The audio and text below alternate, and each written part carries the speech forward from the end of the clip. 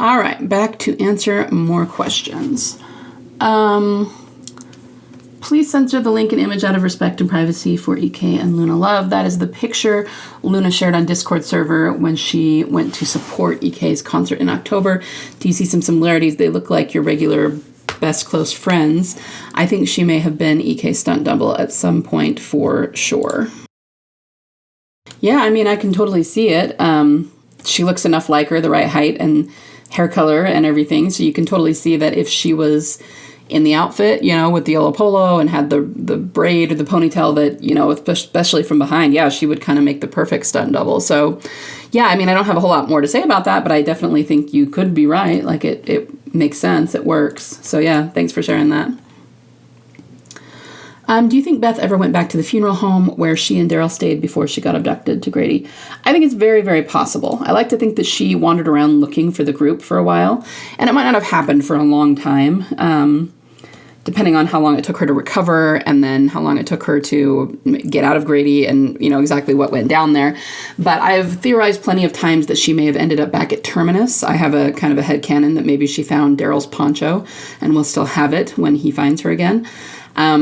So I think it's really possible that she ended up in all those places, that she would have gone back to the funeral home, that she would have tried to, like, retrace their steps. It would be interesting if she ended up at Father Gabriel's church. I mean, there's no way to know, and that church was all kinds of destroyed, right? But Morgan ended up there, so you never know. So yeah, I think it's very, very possible, but we just don't know for sure until they show us her backstory and what happened. But I hope we get to see that. I mean, in a lot of ways, that would be really, really sad to see her wandering around back to where she was last with Daryl and back to where Team Family was, and they've already gone and she doesn't know where they are. Like, that's going to be a very melancholy thing to see, that she genuinely went looking for them and couldn't find them.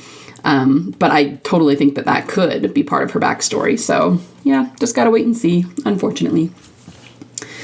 Is it possible that Beth was aware of the 17 days thing post Coda?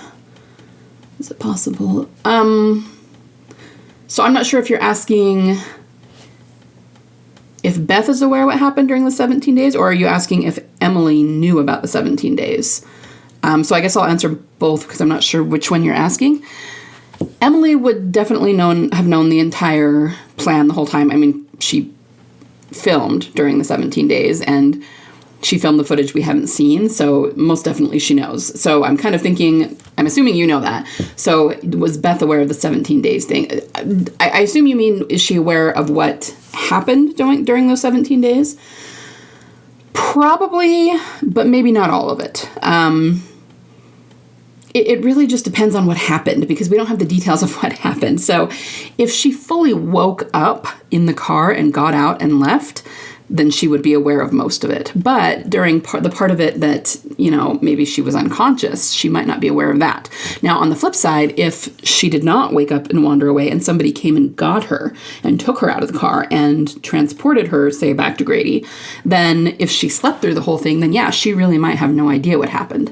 So I don't know. And then there's the fact that, you know, if she, because we don't believe she was actually dead, it was more like in a coma, how much could she hear and understand? Maybe she heard their voices around her. Maybe she heard them trying to give her a funeral, but was kind of trapped in her body. And then there's the question of how much of that would she actually retain when she woke up? It might have slipped away, or if she had memory loss. I mean, they could go a million different ways with it, and we just don't know, because we don't know what happened, and we don't know how much, if any, memory loss she'll have had. So I don't really know the answer. Is it possible? Yes, definitely possible, but we don't know beyond that. So for me, I'm excited. As I always say, I'm excited to see what way they go with it, because even knowing as much as we know, we don't know the details, and the details can make all the difference. So we don't know exactly what happened when they were trying to give her a funeral, especially where Daryl was involved. Was he crying? Did he say anything over her? Did he say anything to her? Did he have a moment alone with what he thought was her body? Like, we don't know. And if he did she hear any of that? Does she remember any of that? I mean, again, it could be anything. It could be a million things. Or maybe they'll just say, no, he was too grief-stricken and he didn't say anything, and she doesn't remember it anyway. I mean, it could be either one or anything in between. So I don't know, but I hope that we find out, and I hope it's fabulous. Whatever the way they go and whatever they present us with, I think it's going to be very emotional, and I think we're going to love it. So Thank you for the question. That's a really intriguing question. So, post-Coda, we had the unaired footages of 17 Days with supposedly like 800 walkers. Ty's episode happens next, right? Yes. So, the timeline, as we understand it, is that, Beth is shot. Daryl carries her out. We have some pictures we did not see in the episode where Maggie approaches Daryl as he's holding Beth and is actually, like, touching Beth. And Glenn's shirt mysteriously changes between the scene we do have and that scene with Maggie, even though it's technically the same scene. Then we have these 800 walkers that apparently came through. We are assuming that later that night is when they filmed the church scene, which is probably where they tried to bury her. And then the walkers came through and they had to run. Then we have, after that, the pictures that we get in 509, like of Maggie outside the open door of the car crying. And that's probably the next day or a few days later when they go back to get Beth's body and she's gone. And yeah, after that, we have Daryl being kind of pissed off at Rick when they first get to Alexandria. And we believe it's because he put his foot down, Rick did, and said, we have to go, we can't keep looking for her. So at some point, we don't know how long they searched for her. It might have been days, it might have been, well, I guess it couldn't have been more than 17 days, right? Because the Tyrese thing happened 17 days post-Coda. So it would have been less than 17 days, but it could have been a while. And then, of course, whatever time it took them to get from just outside of Atlanta to Virginia, but that's not a terribly long drive. They could have made that. It probably wasn't in a single day, but, they had cars, they had fuel, so it was probably just a day or two later. So they might have looked for her for a long time. It might have been 2 full weeks. And then Rick said, we have to move on, And then, the next thing we see is them, a small portion of the group taking Noah to his hometown, and then Tyrese gets bitten. And we still don't know why everybody didn't go to that, exactly what the rest of the group was doing during all of that. And it's a little bit odd that they don't show us, but that just makes it all the more suspicious. And when I say odd, I just mean it's suspicious. Like, why wouldn't they have all gone? And I think it's highly, highly symbolic that not all of them were there. So, and when we think about it, let's see, who all did go? We have Rick, Michonne, Glenn, and then Tyrese and Noah. Well, Glenn, Tyrese, and Noah are all deceased. The only other people in that episode up until the end when they had the funeral were the ones who Tyrese was hallucinating. So that's Beth, Lizzie and Mika, Bob, and Martin. All of them are dead, except, of course, we believe Beth. So she still stands out because if we're talking about this being symbolic of the CRM, Rick and Michonne are now inside the CRM. Everybody else is deceased, except we believe Beth. So anyway, just making observations. But yeah, I hope that makes sense in terms of the timeline. That is a timeline as we believe it to be. The other thing is that there was a car chase mentioned. And it seemed like most of the principal characters were there. I mean, not even necessarily Beth, but, Rick, Michonne, I think Glenn was mentioned, like most of the team family was there, and there was this big car chase scene, and it happened at night. They filmed it at night. And they said it was filmed near the Terminus set, and, I don't know if that means that it was actually part of the Terminus timeline, or just that they happened to film it near that same set. But the point is we never saw that either. So that is why I always say that there might be whole big sequences of events that we have absolutely no inkling of, because we just don't have that much evidence of them. But I know that they said that was filmed, and we never saw that either. So that might, who knows, that might not even be part of Beth's storyline, but there's more that was filmed there than we've seen, for sure. And, 17 days is a long time. A lot can happen. So wherever that car chase scene is, we don't really know where that fits in the narrative, but it's in there somewhere. So, yeah. Anyway, I hope that answers your question. Do you think Nicotero was lying when he suddenly confirmed that the Grady cops, including Dr. Edwards, were dead out of the blue with no explanation as to how they met their supposed end? No, I don't think he was lying. I think, I think he was being suspicious, but I also think that he was hinting at something, because I do think that we'll see Edwards and the Grady cops again, but it probably is going to be in flashback.